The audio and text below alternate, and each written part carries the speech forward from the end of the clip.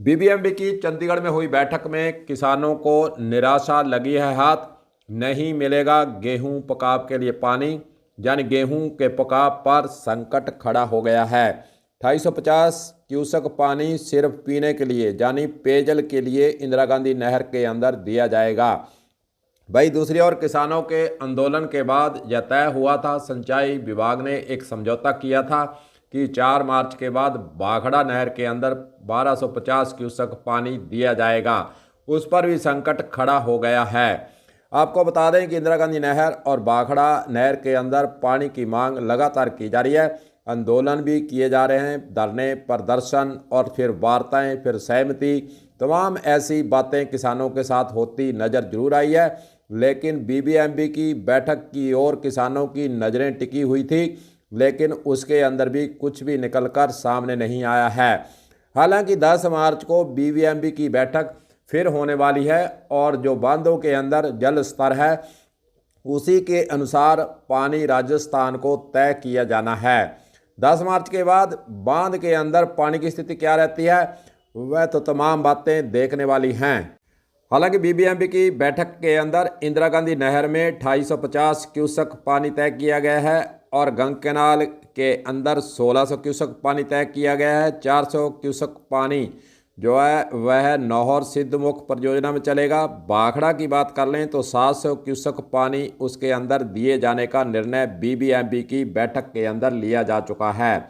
सबसे बड़ी समस्या राजस्थान के लिए एक बनी हुई है कि बीबीएमबी की जो बैठक होती है उसके अंदर राजस्थान का प्रतिनिधित्व यानी सदस्य उसके अंदर शामिल नहीं किया गया है। और विडंबना देखिए, इंदिरा गांधी नहर हनुमानगढ़, गंगानगर और उसके बाद फिर बीकानेर, जोधपुर, जैसलमेर तक पानी वहां पर सिंचाई के लिए जाता है। वहीं दूसरी ओर अगर हम केंद्र सरकार की तरफ नज़र दौड़ाते हैं तो बीकानेर से अर्जुन राम मेघवाल मंत्री बने हुए हैं। जोधपुर से गजेंद्र सिंह जो कि केंद्र के अंदर मंत्री हैं, उसके बावजूद बीबीएमबी की बैठक के अंदर राजस्थान का सदस्य नहीं नियुक्त करना सबसे बड़ी पीड़ा यही है। मांग भी कई बार की गई है और सरकारों से कई बार पत्राचार, किसानों का आंदोलन, बीबीएमबी के अंदर सदस्य स्थायी नियुक्त करने की मांग, तमाम ऐसी बातें पिछले समय के अंदर देखी जा चुकी हैं।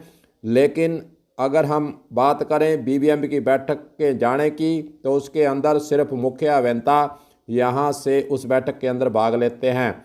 अगर सदस्य राजस्थान का उसके अंदर हो, प्रतिनिधित्व राजस्थान का हो, तो फिर कहीं ना कहीं राजस्थान की जो मांग है उसको पुरजोर से वहाँ बैठक के अंदर उठाया जा सकता है। प्रभावी ढंग से उसकी समस्या वहाँ बताई जा सकती है। मुख्य अभियंता अपने स्तर पर हालांकि समस्या बताते हैं, किसान आंदोलन के बारे में जानकारी देते हैं। तमाम बातें जानकारी देने के बाद भी बीबीएमबी की बैठक के अंदर कुछ भी हाथ लगता नजर नहीं आ रहा है। हालांकि बांध के अंदर जो जल स्तर होता है कितने फीट है और कितने फीट तक उसे डाउन किया जा सकता है, यह प्रत्येक किसान के बस का रोग नहीं है। वह इस पानी के खेल को नहीं समझ पाता है, मात्र आंदोलन कर वह अपनी मांग ही उठाता नजर जरूर आता है। सिंचाई विभाग के मुख्य अभियंता का एक बयान भी सामने आया है कि इंदिरा गांधी नहर में सिंचाई पानी लेने के लिए काफ़ी प्रयास किए। पौंग बांध का जलस्तर कम होने के कारण सिर्फ पेयजल आपूर्ति के लिए 2850 क्यूसेक पानी ही इंदिरा गांधी नहर में मिल पाया है। उन्होंने कहा कि 10 मार्च को पौंग बांध पर ही फिर रिव्यू बैठक होगी।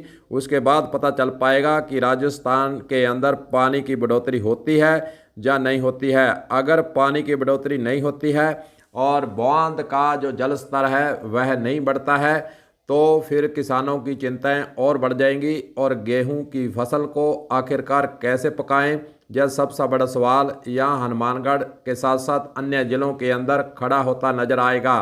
वहीं दूसरी ओर अगर बरसात हो जाती है तो किसानों को थोड़ी बहुत फसल के अंदर जो नुकसान होने से बच सकता है।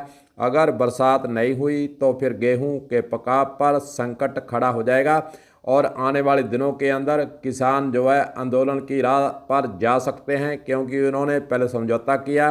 खास रूप से बाखड़ा नहर के किसानों के द्वारा जो 1250 क्यूसेक पानी का समझौता हुआ, वह समझौता भी टूटता नजर आ रहा है। देखते हैं किसानों का आंदोलन का रुख रहता है या फिर वे चुपचाप बरसात की आस के अंदर और सिंचाई विभाग की 10 मार्च को होने वाली जो बीबीएमबी की दोबारा बैठक है उसकी तरफ नजरें लगाए बैठते हैं या फिर आंदोलन की राह पर जाते हैं।